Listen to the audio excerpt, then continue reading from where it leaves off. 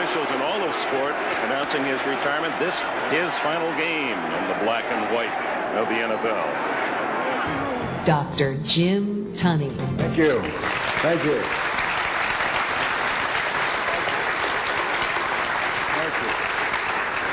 Goals are important in what you do. Goals are like a football game. It's important that in a football game, that you cross a goal line. When the player crosses the goal line, the people in the stadium stand up and say, "Nice going, we're going to give you 6 points." The player takes that ball and he spikes that ball and he does those friendly little dances. I'm not too fond of that.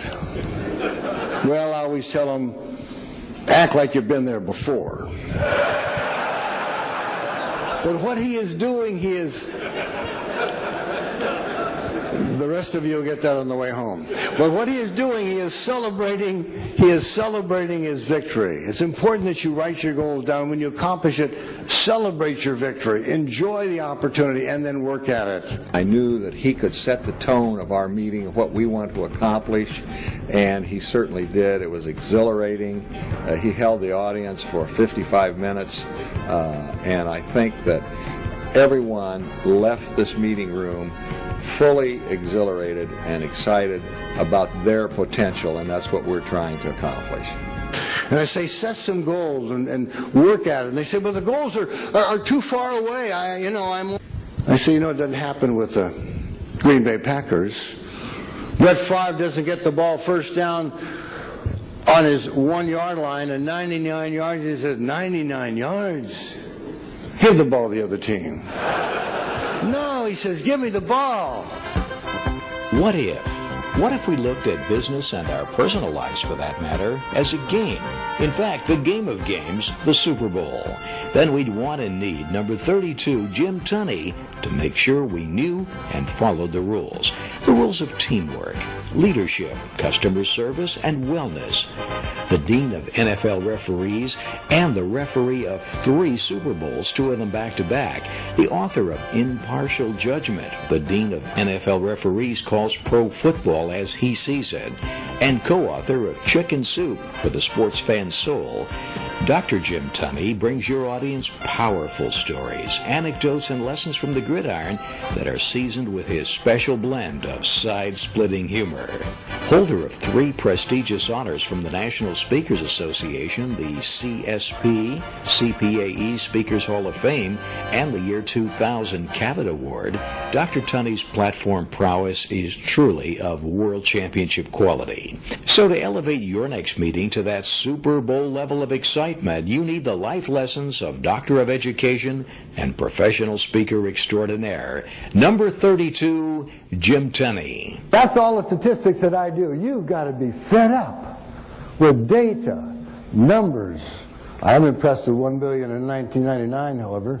And a 12 or 13% growth, oh yeah, that's exciting. And ROE for 14.9%, and Unicover 5. I have no idea what that is.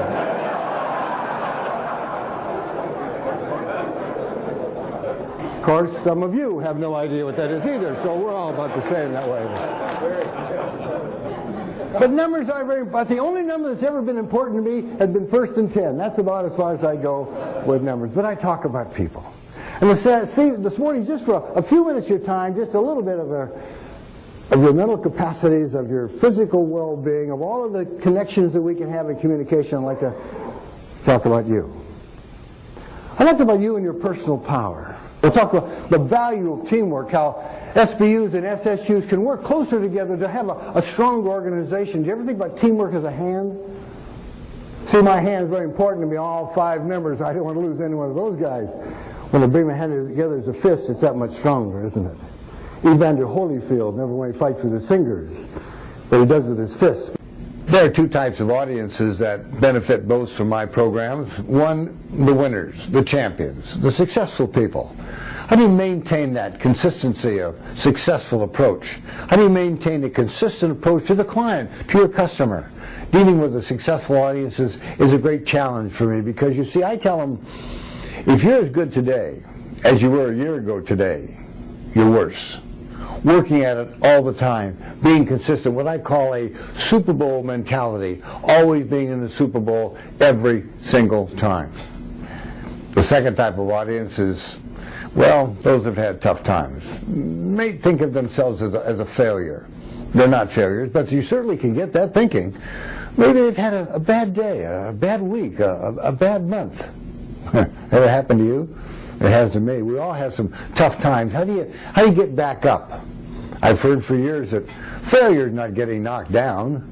Failure is not getting back up after you've been knocked down. How do you get back up? Those are the kind of audiences that I enjoy working with, the challenge that presents itself to me there. Those are the things that I can do for you and for your audiences. Pittsburgh, and they lost. Pittsburgh won, and thank you. What is your name? Dave. Dave, nice to meet you. Where do you live? Dayton, Ohio. Dayton, Ohio, really? And you have a favorite pro football team? Ohio State? That's where Curly went. That's a pro team. Most of those guys, yeah, most of those guys have to take a cut and pay to get in the NFL. Dave, that's terrific. Give Dave a nice hand. Thank you, my friend. That's great.